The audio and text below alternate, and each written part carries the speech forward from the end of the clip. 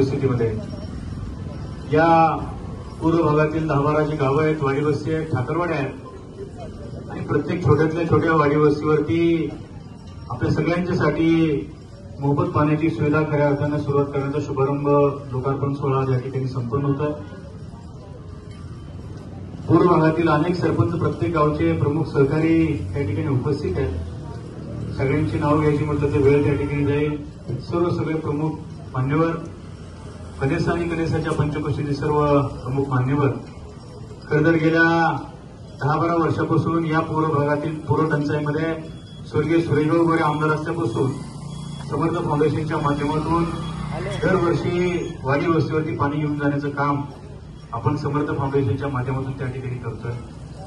तुम्ही म्हणाल आता प्रश्न असा आहे की सभापती आता तुम्ही आणि याचं उद्घाटन करण्याची आवश्यकता काय? परंतु मी तुम्हाला सांगतो, चांगल्या कार्याला देखील आई जगदंबेचा आशीर्वाद पाहिजे.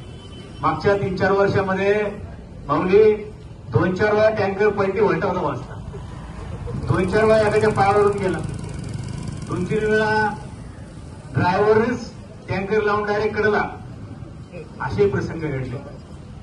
म्हणजे हे सगळं पुण्याचं काम करताना एखादं अघटित घडायला नको की शुभ कार्य करताना सगळ्यांच्या सद्भावना असल्या पाहिजे, आई जगदंबेचा आशीर्वाद असला पाहिजे, मल्हारी मार्तंडाचा आशीर्वाद असला पाहिजे. म्हणून खऱ्या अर्थानं आज आपण त्याचं उद्घाटन करतो. आणि पाण्यासारखं पवित्र काम मला वाटत नाही या जगामध्ये दुसरं कुठलं असू शकतं. कारण माणूस अन्नापेक्षा जगू शकतो, पण पाण्याशिवाय जगू शकत नाही. त्यामुळं पाणी, लक्ष्मण शेठ, पाणी फार महत्वाचं आहे. आणि आज आपल्या पूर्व भागातल्या या 10-12 गावामध्ये जर परिस्थिती बघितली तर निश्चितपणानं परिस्थिती गंभीर आहे. आणि या गंभीर परिस्थितीमध्ये आपल्या सगळ्यांच्यासाठी समर्थ फाउंडेशनच्या माध्यमातून जोपर्यंत समाधानकारक पाऊस त्या ठिकाणी पडत नाही तोपर्यंत समर्थ फाउंडेशनच्या माध्यमातून 2 टँकर त्या ठिकाणी चालू राहणार आहे. हा पहिल्या टँकरचं आपण उद्घाटन केलं आहे आणि पुढच्या 8-10 दिवसामध्ये दुसरा टँकर. त्याच्यामुळे निश्चितपणानं जोपर्यंत समाधानकारक पाऊस त्या ठिकाणी पडत नाही संदीपराव, तोपर्यंत आपल्याला हा सगळा पाणी समर्थ फाउंडेशनच्या माध्यमातून घराघरामध्ये, गावागावामध्ये पोहोचवण्याचं काम त्या ठिकाणी करायचं आहे. शासकीय पातळीवर देखील शासन मदत करण्याचं काम करत आहे. तालुक्याचे आमदार बाबूशेठ काळे त्यांचाही प्रयत्न आहे, ते देखील मदत करण्याचं काम करत आहे. तर आमच्या सगळ्यांची भावना की उद्याच्या काळामध्ये हा सगळा कायमस्वरूपी प्रश्न त्या ठिकाणी सुटला पाहिजे.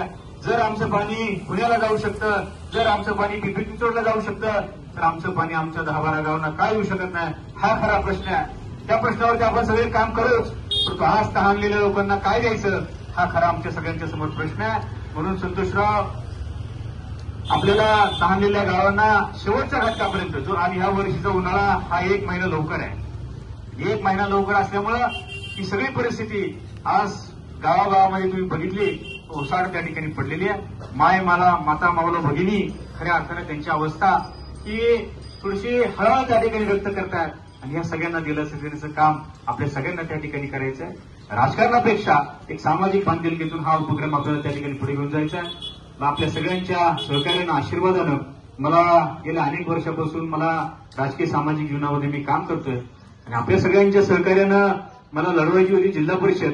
पण या सरकारने काय निवडणुका, हे असू द्या, मागचं सरकार उमेदवार निवडणुका सातत्यानं पुढे जात आहेत, परंतु आपलं काम त्या ठिकाणी चालवून ठेवून बंद करून चालणार नाही. आणि निवडणूक लढवायचं म्हणून मी माझ्या राजकीय जीवनामध्ये कधी काम करत नाही. मला जर फक्त जिल्हा परिषद लढवायची आहे तर मी आदिवासी भागामध्ये एखादं घर झालं तर समर्थ फाउंडेशन ते घर उभं करायचं काम करतो. मी असं बघत नाही की मला काय तिकडे निवडणूक लढवायची नाही, परंतु शेवटी माझी बांधिलकी या तालुक्यातल्या जनतेशी आहे, माझी बांधिलकी या तालुक्यातल्या सर्वसामान्य माणसांची आहे. निवडणुका येतील, आमदारकी, खासदारकी, उद्या जिल्हा परिषद सगळ्या येतील जातील, याच्यापेक्षा माझ्या तालुक्यातला माणूस महत्वाचा आहे. याच्यापेक्षा आणि राजकारणामध्ये मी कधी पक्ष त्या ठिकाणी मानत नाही. माझ्या दृष्टीनं पक्षापेक्षा सर्वसामान्य माणूस महत्वाचा आहे. त्यामुळे कोण कुठल्या पक्षाचा, याच्यापेक्षा आपलं काम आणि आपली भूमिका ही चांगली त्या ठिकाणी लोकांच्या समोर घेऊन जायची. मला आपल्या सगळ्यांना एक गोष्ट सांगितली पाहिजे, ज्यावेळी माता मार्केट कमिटीची निवडणुका 2 वर्षापूर्वी झाल्या आणि या भागानं मला भरभरून पानं उचलून धरलं.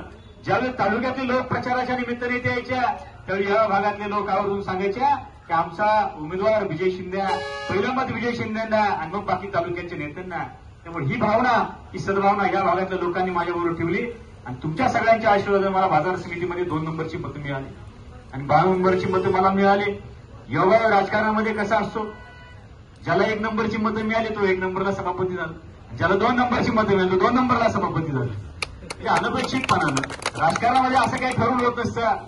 त्या वेळी ती परिस्थिती घडत असते आणि घडलेल्या परिस्थितीमध्ये आज मला सभापती म्हणून तुमच्या भागातला एक कार्यकर्ता म्हणून काम करायची संधी त्या ठिकाणी मिळाली.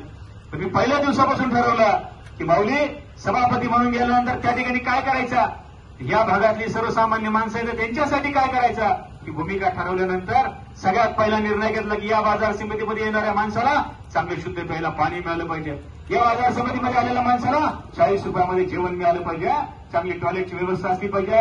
आम्ही मंचापासून महाराष्ट्रातल्या सगळ्या बाजार समितीनं भेट द्यायचं काम केलं. कशासाठी की त्या बाजार समित्या काय करतात, लक्ष्मण साहेब त्या बाजार समित्या काय करतात, त्या धर्तीवरती आपल्या बाजार समितीमध्ये कामकाज झालं पाहिजे. त्याच भूमिकेतनं आज चाकणच्या परिसरामध्ये डेव्हलपमेंट त्या ठिकाणी करतोय आणि राजगुरुवरच्या परिसरामध्ये पुढच्या 8 दिवसामध्ये आपण जेवण त्या ठिकाणी चालू करतोय, पुढच्या 8 दिवसामध्ये पाण्याची व्यवस्था चालू करतोय, पुढच्या 8 दिवसामध्ये चांगली टॉयलेटची व्यवस्था त्या ठिकाणी चालू करतोय, कांदा मार्केट त्या ठिकाणी राजगुरुवर चालू केलं. मंचरच्या पॅटर्नवरती आधी पट्टी आधी काटा सगळे काय मोबाईलवरती मेसेज हे सगळं शेतकऱ्यांसाठी करण्याचं काम आपण सगळी मंडळी त्या ठिकाणी करतोय. त्यामुळे निश्चितपणानं बाजार समिती आणि बाजार समितीचं कामकाज सर्वसामान्य माणसांसाठी सर्वसामान्य शेतकऱ्यासाठी उभं करायचं काम आम्ही या ठिकाणी करतोय. आणि हे करत असताना एखाद्या तालुक्यातल्या कुठल्याही शेतकऱ्याला अडचण आली, एखाद्याची वळण लागली, एखाद्याचा गुरांचा चारा त्या ठिकाणी झाला, तात्काळ त्या ठिकाणी बाजार समितीच्या माध्यमातून वळण त्याला पैसे देण्याचं काम या मागच्या काळामध्ये त्या ठिकाणी केलंय.